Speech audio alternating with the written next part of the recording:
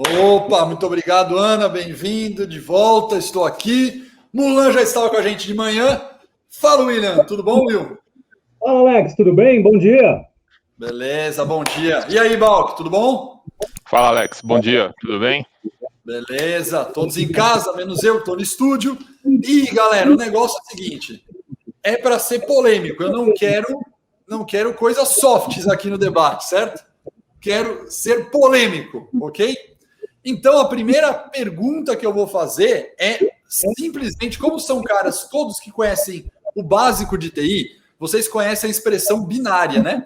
Certo? William conhece, Mulan conhece, Bike também. Binária. Só tem duas opções, não pode falar nada. A abertura simples e objetiva é: William, para você, nós somos mais produtivos no home office? Binária a resposta, sim ou não? Sim. Sim, muito bom. Mulan, para você, sim ou não? Sim. Sim. Balk, para você, sim ou não? Sim. Caramba! Tchau, galera! Sem polêmica, meu. Acabou o debate, pô. Vocês estão de Tá brincadeira. bom, Alex, vamos embora. Cara, fechou o negócio. Bom, então eu já vou entrar com uma segunda pergunta, que eu preciso Não, então. Eu vou falar não. Oi, desculpa, Will. Eu falo não, Alex, só para dar debate. Pronto. Não precisa. Eu vou desestruturar o pensamento de todos vocês. E essa desestrutura do pensamento é: será que somos mais produtivos porque não estamos trabalhando mais horas?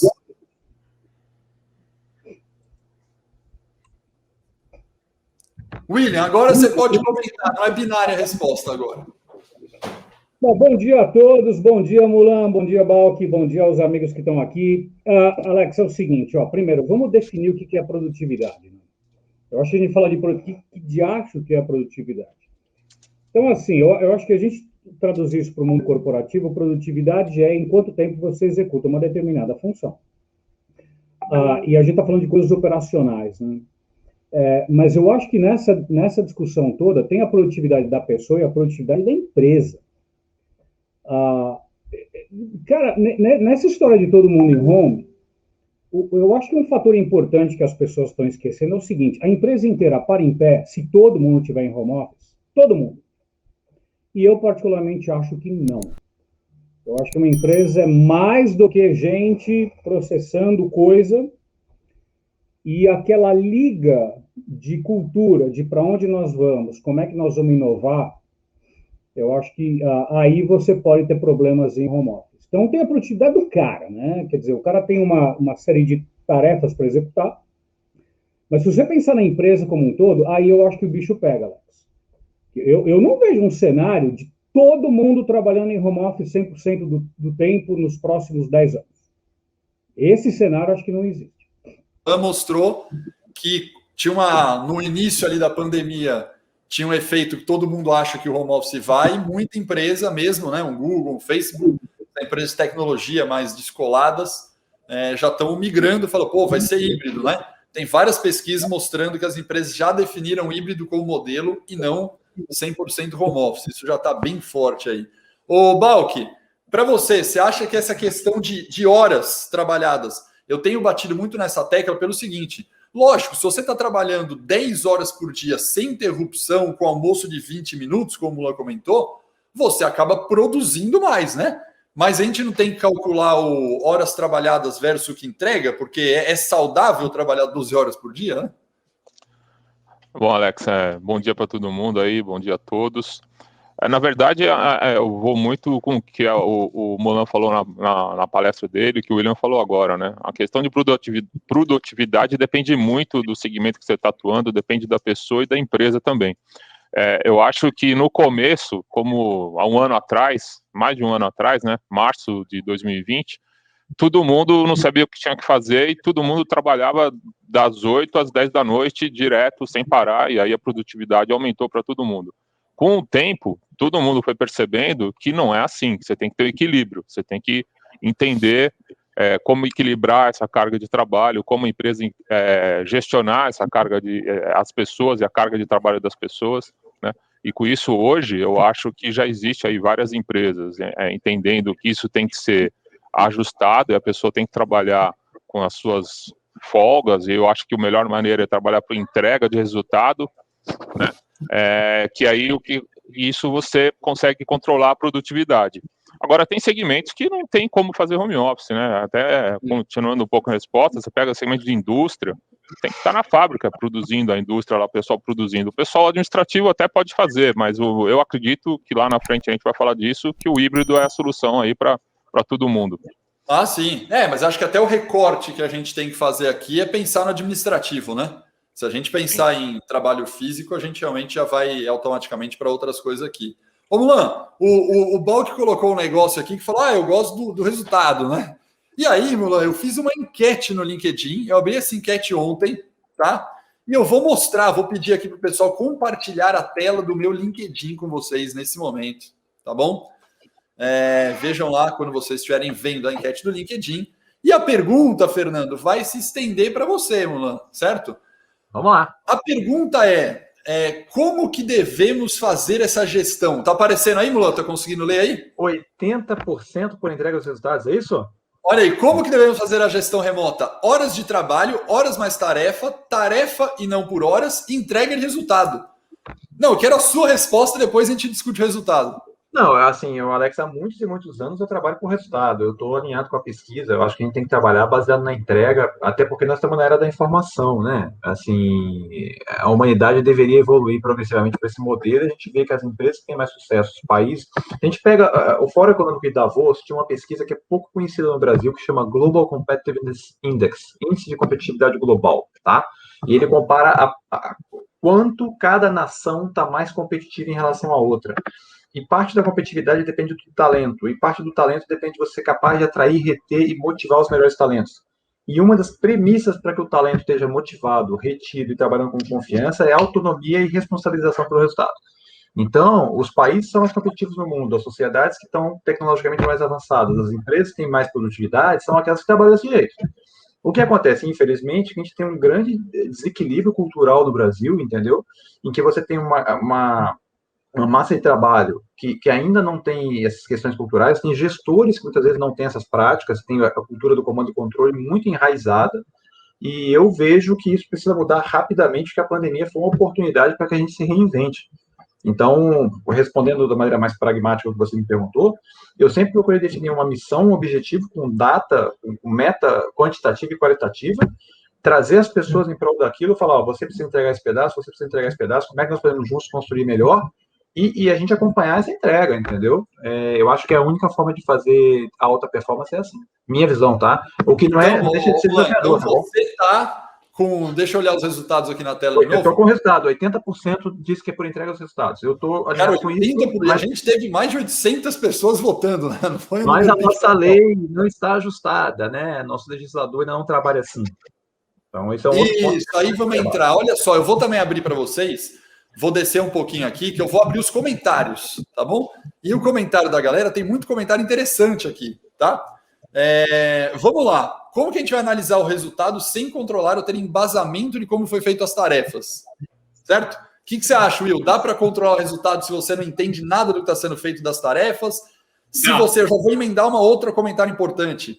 Quando a gente está fazendo, como que a gente vai dar suporte para o time executar melhor a tarefa se a gente só cobre e só olha resultado? Ô, Alex, assim, quando eu estava na GE, nos Estados Unidos, eu tinha um time no Pacífico. E muita gente, eu trabalhei durante um ano e meio, eu nunca apertei a mão do cara. Então, o lance de você gerenciar a distância não é novidade. Então, o modelo que a gente usava era o seguinte, legal, você tem uma série de entregáveis, os GNOs, hoje a gente chama de OKR. Então, você tem um cara que dá a direção de resultado e você tem um cara local que ajuda aquela pessoa nas coisas mais operacionais daquele determinado país, como se fosse um mentor. Então, o lance de você gerenciar pessoas remotamente por via entrega de resultado não é também exatamente uma novidade. Nos últimos 30, 40 anos, desde que começou a globalização, isso tem acontecido. Então, dá para fazer. Eu acho que uma oportunidade é o seguinte: quanto tempo que a líder está gastando em deixar muito claro quais são os entregáveis de cada pessoa? Quer dizer, eu acho que tem uma discussão, né, Mulano? O cara fala, faz aí. Assim, ok, beleza. Como, quando, por quê? Então, eu acho que um dos componentes que as gerentes têm que tem que entender um pouco melhor como fica muito claro, muito preciso para o cara que está trabalhando remotamente o que a empresa / a líder espera que seja feito.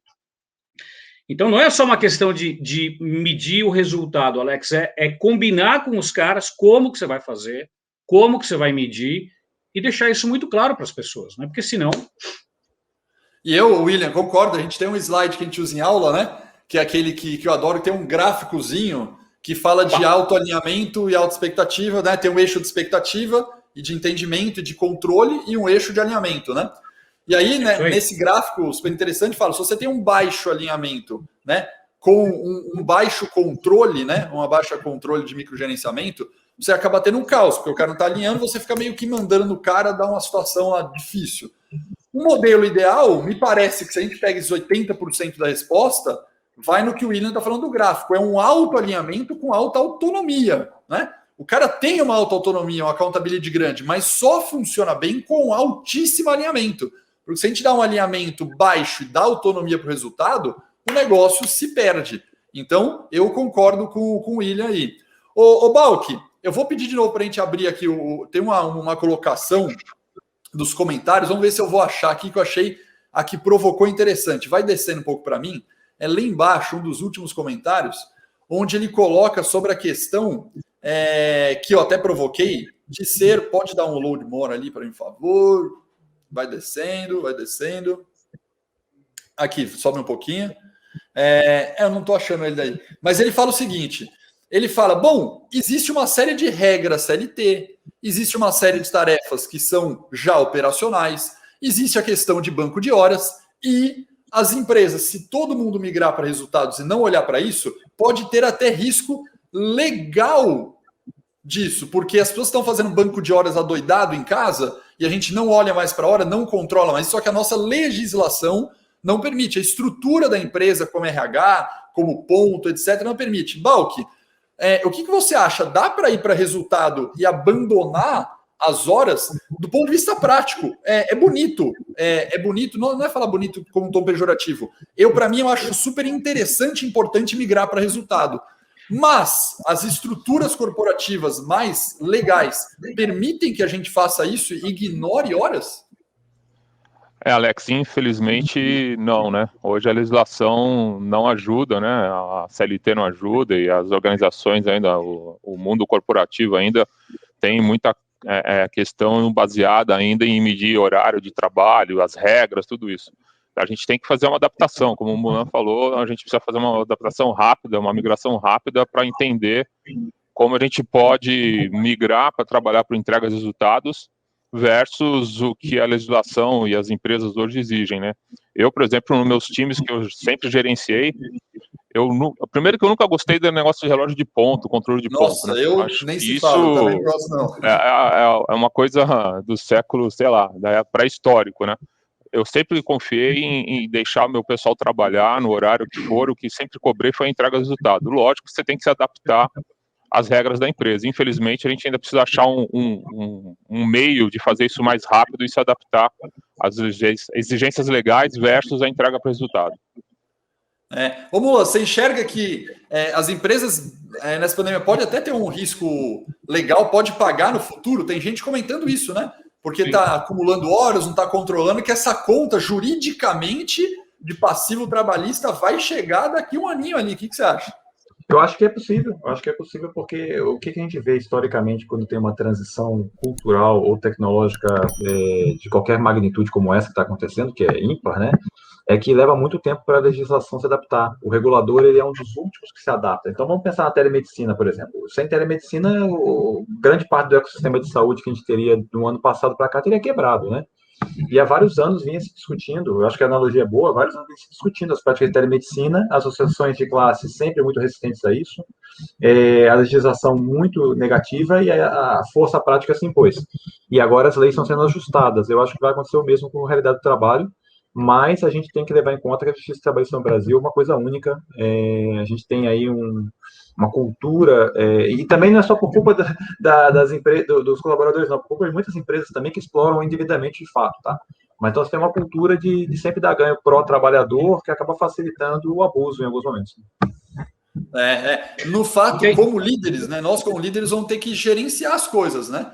A gente vai ter que, na minha visão, ir muito realmente para resultado, que eu acredito, mas não vamos poder ignorar o fator de horas, ignorar que também, além do fator de horas, pessoal, tem muito comentário que eu achei interessante, muitas vezes, dependendo do nível de maturidade e das atividades, controlar tarefas pode ser positivo. Eu acho que, lógico, eu, Alex, prefiro o resultado, mas acho que é sempre um equilíbrio, um percentual que faz a solução final, no meu ver, tá? Eu acho que vai ter um percentual de tarefas que você vai controlar, vai ter um equilíbrio de horas e muito resultado. Eu acho que o que a gente não pode é descalibrar tudo isso, na minha opinião, e deixar horas como primordial e tarefa em segundo, porque o microgerenciamento é ruim, né, remotamente. Mas, se você usar bem o equilíbrio, com um percentual grande em resultado, um percentual médio em tarefas e um controle administrativo de horas, me parece que é o melhor caminho a se seguir, tá? Aí, eu quero pegar também o gancho do Mulan, que ele comentou de manhã sobre a questão do estresse, né, Mulan? E você comentou e mostrou um estudo super interessante, onde mostra que pausas, né, que a gente tem de 10 minutos entre uma reunião e outra, fazem com que o cérebro desacelere e você fique mais produtivo, né? Mais feliz, mais produtivo e cuide da saúde emocional. A pergunta, Mulan, é para você. Você acha que, ou se você pesquisou, se tinha esse estudo feito nos escritórios, ou o que você acha? Será que no escritório o comportamento daquele estudo seria outro? Porque no escritório a gente não fazia essa pausa obrigatória, mas acho que o fato de andar, almoçar, tomar um café e pegar uma água mudava isso? O que você acha comparando isso com o escritório? Com certeza acontecia, Alex. Eu lembro de um treinamento que eu fiz, inclusive fora do Brasil, faz uns 5 ou 6 anos, tá? E para mim foi um grande marco, porque era um treinamento dado por um ex-atleta, um ultramaratonista, tá bom? E o cara fazia uma comparação que eu acho legal compartilhar com todo mundo aqui. Ele mostrava um show dos Rolling Stones dos anos 60, aí pegava o camarim, tudo destruído, quebrado, desorganizado, bagunçado, e pegava um show dos Rolling Stones agora, no século XXI, aquele camarim, toalhinha branca, impecável, tudo arrumadinho, limpinho. E ele dizia que, em média, um artista que faz um grande evento como esse, ele corre entre 12 a 15 quilômetros. O que ele faz de exercício no palco durante as 2 horas de show equivale a quase 12, 15 quilômetros de corrida. Então, que eles são atletas. E que os executivos e executivas, cada vez mais, têm que ter um preparo físico e um condicionamento que equivale a isso, porque o nível de exigência para a entrega do resultado também cobra muito. Então, uma das técnicas para que a gente tivesse condicionado e produzisse melhor nos escritórios era que a gente fizesse pausas para caminhar, por exemplo, após o almoço, de 10 a 20 minutos, porque isso era uma forma de fazer o cérebro melhorar a sua oxigenação e fazer com que a gente voltasse durante o período da tarde produzindo melhor. Então, sim, da mesma maneira que a gente tem o estresse de videoconferência, existiria o estresse da reunião presencial e existem técnicas físicas e mentais para que a gente possa ter mais produtividade. Perfeito. Ô, William, você não faz isso, certo? No seu dia a dia no home office, você emenda uma na outra, né? Pelo que eu te conheço, você emenda uma na outra. Pergunta, você, a partir de hoje, com pesquisa e dado científico, a gente está falando de produtividade, você vai colocar 10 minutos de intervalo entre cada reunião porque você acha que você vai ficar mais produtivo, sim ou não? Seja sincero agora, William. Não, sim, para mim, Alex, assim, entre uma reunião e outra, cara, eu vou podar meu manjericão. Sabe, assim, tipo, eu acho que as pessoas... Faz isso com regularidade, disciplina? Sim. mas eu acho, Alex... Não, peraí. Não, tem uma coisa aí, peraí. A gente tem feito pesquisa na Kickoff com os nossos clientes, desde abril do ano passado, que a gente faz projeto de change management e está todo mundo executando projeto complexo pra caramba via Zoom, Teams e assim por diante. A gente tem feito pesquisas, Alex, e até hoje a gente fez 12 pesquisas. E o que a gente percebe é o seguinte, então a gente mede produtividade, interação e o uso da plataforma, né? Se o cara gosta da plataforma que ele está usando.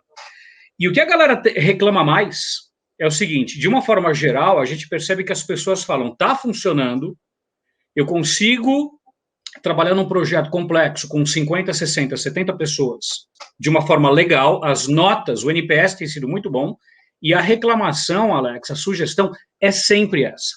Vamos fazer break de 2 em 2 horas. É batata. Você faz a pesquisa, o cara fala, cara, legal, mas... E a média tem sido essa, Alex. O que a gente percebe de clientes nossos é que o ideal é fazer um break de 15 minutos a cada 2 horas. Então, sim, eu acho que eu faço isso, pelo menos, tipo, dar uma desligada, né? Mas isso tem que fazer parte também dos ritmos das empresas, né? Quer dizer, garantir... Exato. Não, e você pega, tem muita gente, eu não sei se vocês já viram isso, mas tem gente marcando call das 9 até as 9h25, não sei se vocês já viram isso.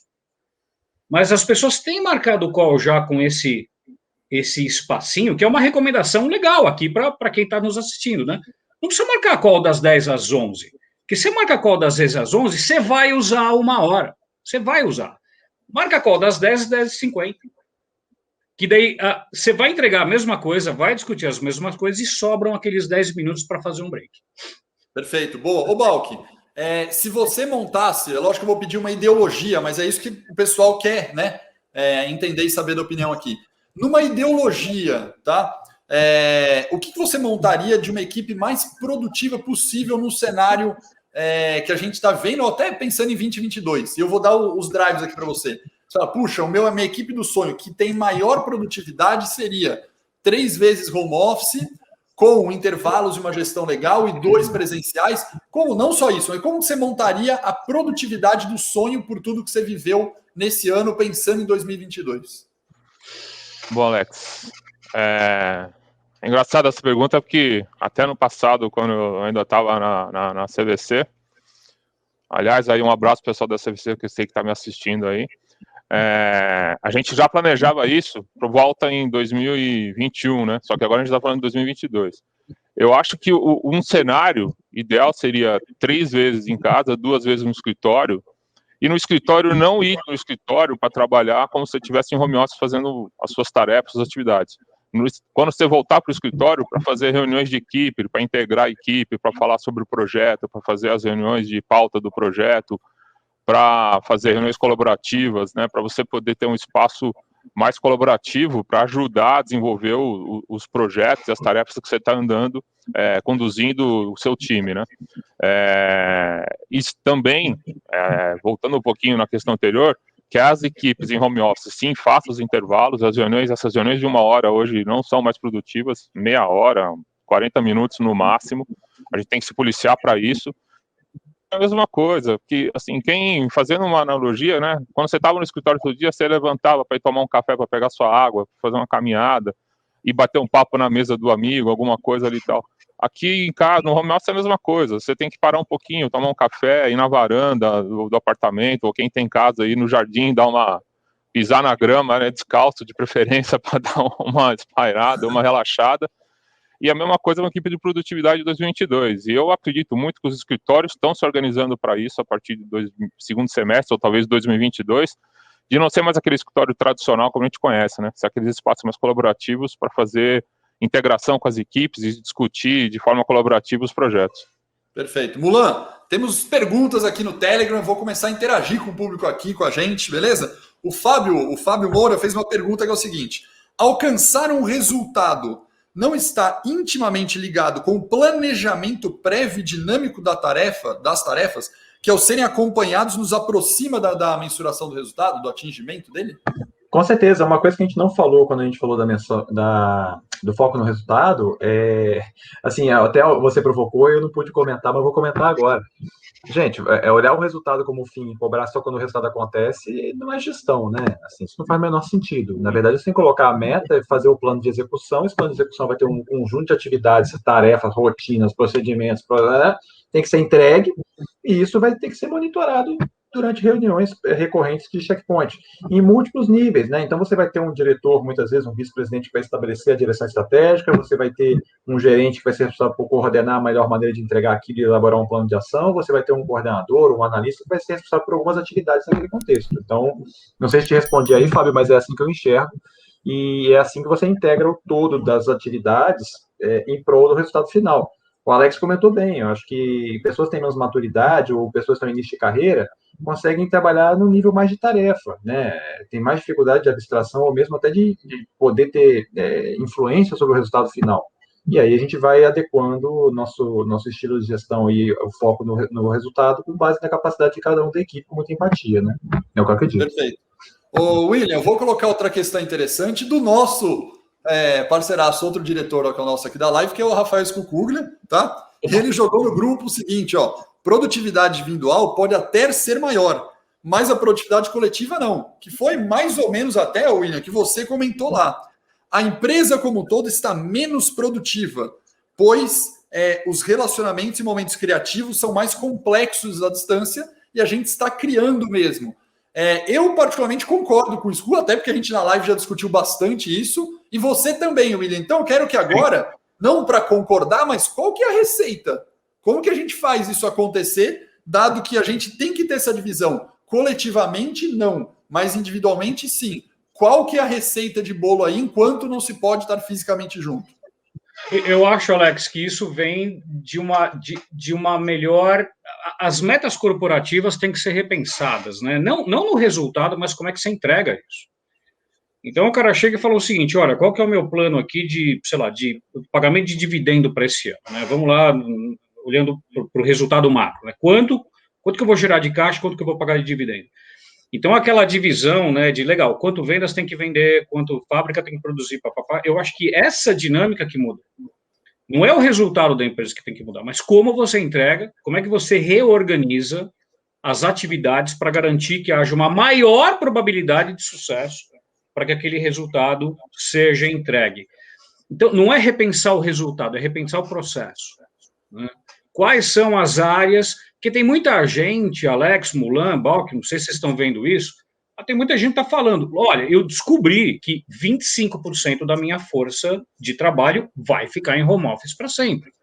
As empresas elas estão dividindo, está ficando mais claro. Esses caras aqui eu consigo deixar em home office para os próximos 100 anos, esses aqui não. Então eu acho, Alex, que nessa história de produtividade da empresa quais são os resultados, o que eu quero entregar, quem é a porcentagem da população da empresa que eu posso deixar em home office e como eu repenso como que eu vou entregar esse resultado. Então, não é refazer a meta, é discutir como que você vai entregar o número que você está se comprometendo com o acionista. Perfeito. Não perfeito. É trivial. Não é uma discussão trivial. Não dá para... Não tem receita de bolo, porque cada empresa... E eu acho, Alex, só emendando, cada pessoa tem que resolver como é que vai trabalhar. O que a gente vê hoje, as pessoas cobrando a organização, falam assim, cara, o que funciona para você? O que funciona para você?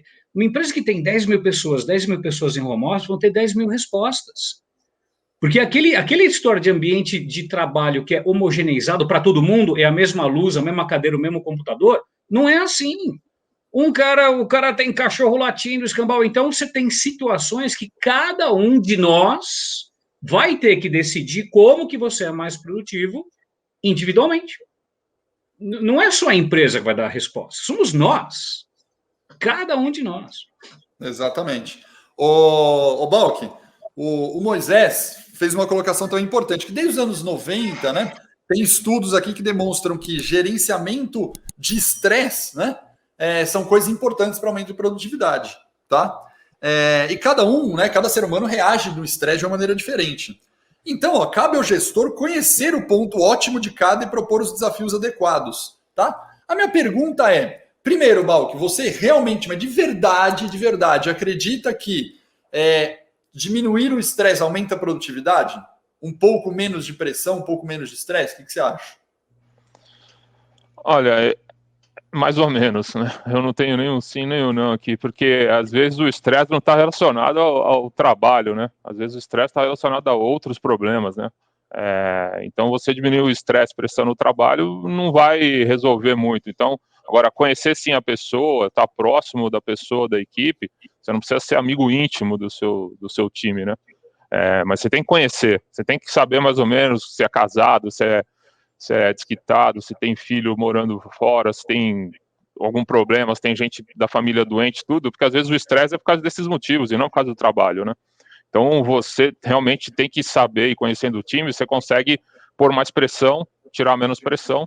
Se for do trabalho só, sim. Agora, se não for do trabalho, você consegue até, às vezes, ajudar esse colaborador, a pessoa, às vezes até tirando ele temporariamente da equipe, do trabalho que ele está fazendo, por causa de um problema que ele está passando, pelo estresse que ele está tendo, porque a mãe está internada, ou a esposa está internada, o filho está internado, né? Então, tem que saber mais ou menos, mas não, você tem que saber as pessoas, conhecer o time, de uma forma que você consiga administrar e aí sim saber se você pode pôr mais pressão ou menos pressão e ajudar a controlar o estresse.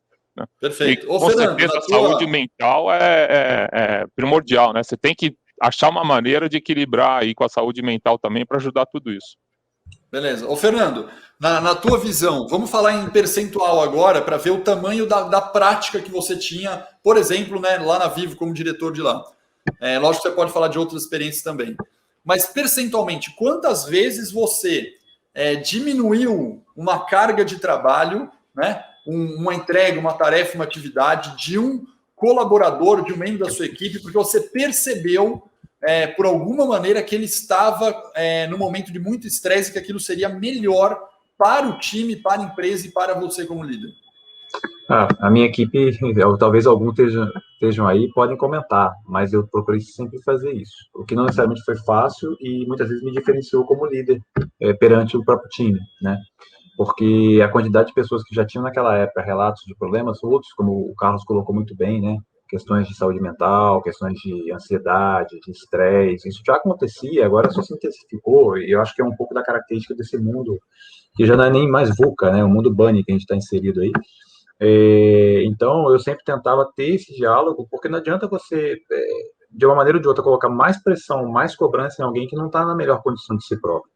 Então, a gente tinha um ambiente em que todo mundo sabia, de uma forma ou de outra, que se aquele colega, naquele momento, não estava podendo cumprir alguma missão, que a gente ia se ajudar e depois uma coisa compensaria a outra. Então, a gente procurou criar essa cultura de equipe. Super difícil, Alex. Super. Exige um nível de maturidade, conhecimento mútuo, empatia, que não é trivial. Mas, assim, se alguém quer desenvolver uma equipe de alta performance, precisa trabalhar assim, né? Então, não tem receita de bolo, não. Acho que a receita para poder construir um ambiente de confiança é você ouvir muito o outro, tentar definir metas individuais para, como líder, facilitar o atingimento das entregas, deixar muito claro o resultado sempre. Em alguns momentos, a pressão que eu colocava no time era além do limite, eu já até me arrependo, olhando a retrospectiva passado, mas é isso, cara. E aí, para a gente fechar aqui, para esse gerenciamento, para a gente aumentar a produtividade, né? Sabendo fazer esse gerenciamento de estresse, é lógico que a gente vai ouvir coisas que são ouvir muito o nosso colaborador, trocar muito com ele, e, obviamente, a segunda coisa que a gente vai pegar bastante é a questão de perceber, conhecê-lo bem, a família, etc, que a gente já comentou. Mas, de maneira rápida para fechamento, quais são as técnicas para fazer isso? Quando eu digo técnica cara, eu marco uma vez a cada mês com o cara, ou eu sempre faço um check-in emocional no início do dia, ou, cara, quais são eu sei que o negócio é ouvir e conversar, né? Não tem muito além disso, de ouvir, conversar e entender. Mas, na prática, quanto você reserva e como que você faz isso? William, para a gente fechar, como que você faz isso para aumentar a produtividade? Ou se você não faz, por exemplo, Alex, é uma das maiores deficiências minha como líder, é tamanha coisa que eu tenho para gerar projeto, fazer entrega, que eu acabo indo para um drive muito técnico do tempo que eu tenho, eu ajudar o desenvolvimento do profissional e menos para um tempo de investir tempo em ouvir, conversar com as pessoas, né? William, você investe nisso, qual que é a dica para realizar essa atividade? Existe um mantra, Alex, no mercado corporativo, ou, enfim, que é o seguinte: um bom gerente, um bom líder gasta 50% do tempo com pessoas. Em momentos de crise, você gasta 70% do tempo. Isso não mudou. De repente, eu acho que hoje... Eu sinceramente acho isso uma balela. Não é, não. Cara, eu nunca vi alguém 50% tá conversando para ver como ela tá e só 50% na atividade. Eu não conheço. Eu gastava. Eu era medido por isso. Então, assim, como que você está desenvolvendo pessoas? Conversando, como é que você está, o que tá achando, tá gostando, 50%. Não é 50% de nhenhenhen, não é de franhonhon e chá com bolacha. É 50% do teu tempo interagindo com pessoas. Aí contam as reuniões e assim por diante. Como é que você está interagindo? Tudo bem. Eu estou falando de interagir, tentando captar e coletar. Vou chegar lá. Então, é importante que cada um tenha uma agenda para falar com as pessoas, depende do time. O cara tem 50 pessoas, o cara não vai ficar meia hora com cada um toda semana. O ideal é que haja um touch point com cada uma das pessoas, o ideal, né? Pelo menos uma vez por semana. Agora, é importante que as pessoas saibam que ele ou ela pode acessar o líder, a líder, quando quiser. Isso que é importante. Fala assim, ó, a porta está aberta, a hora que você precisar, você fala comigo. Não é só assim, vamos marcar um call toda sexta-feira das 10 às 10h30, e é só isso. Não, eu acho que o cara que está em home office precisa saber que ele pode interagir com quem ele quiser a qualquer momento, caso necessário. E, além disso, Alex, o mais importante, nessas discussões, liga a câmera. Liga a câmera. Não adianta querer falar com uma pessoa, criar empatia com câmera desligada. É impressionante hoje como a gente vê ainda empresas, líderes, câmera desligada. Esquece. Se a gente não tem lá o body language no pessoal, pelo menos que haja um mínimo de feedback do body language mesmo via câmera. Essa é a dica que eu posso dar para todo mundo. Beleza. Alguma coisa, Mulan e Balk, para fechar nesse tema? Bom, eu concordo com o William. Realmente, não dá para gastar todo o tempo, toda hora direta, mas você tem que ter um canal de one-to-one de vez em quando com as pessoas da equipe e deixar a porta aberta sempre, né? Aí é celular, é WhatsApp, é e-mail, quando está no escritório, cafezinho, almoço, tem várias maneiras das pessoas se aproximarem e entender o que está acontecendo, e eu acredito que é fundamental essa experiência de você conhecer a equipe para poder medir produtividade e poder administrar, mesmo à distância hoje no home office, né? Perfeito. Eu ia complementar o Alex, que eu acho que, além do que eles falaram, né, quando você começa um relacionamento com uma equipe nova, enfim, quando você chegou numa empresa nova, fazer um one-to-one que você anote, faça perguntas muito básicas, tipo, quais são os seus objetivos de carreira aqui dentro, quais são suas expectativas em relação a mim, tomar nota disso, e ao fazer as sessões de feedback formal a cada 6 meses, a cada 1 ano, você relembrar e apresentar para o colaborador o que você anotou e agiu para ajudá-lo a chegar naquele caminho. Acho que isso ajuda muito. Está disponível, exige do líder uma vocação, então, assim, quem quer ser líder não vai pagar mais salário, ganha mais salário também, mas o nível de responsabilidade é muito maior, então você tem que estar disponível o tempo todo, 24/7, é uma vocação. E eu acho que sim, em tempos de pandemia, a gente tem que estar mais disponível ainda, o que já era bastante complicado, porque as pessoas têm que ter essa confiança de que você vai estar lá quando elas precisarem, entendeu? Eu acho que o ponto principal é confiança, cara. Perfeito. Pessoal, Verdade. Eu vou fazer os takeaways aqui. Eu sempre gosto de fazer um fechamento de debate com as coisas de maneira prática que as pessoas podem aplicar no dia seguinte do que a gente discutiu. Vamos lá, acho que chegamos a alguns acordos interessantes.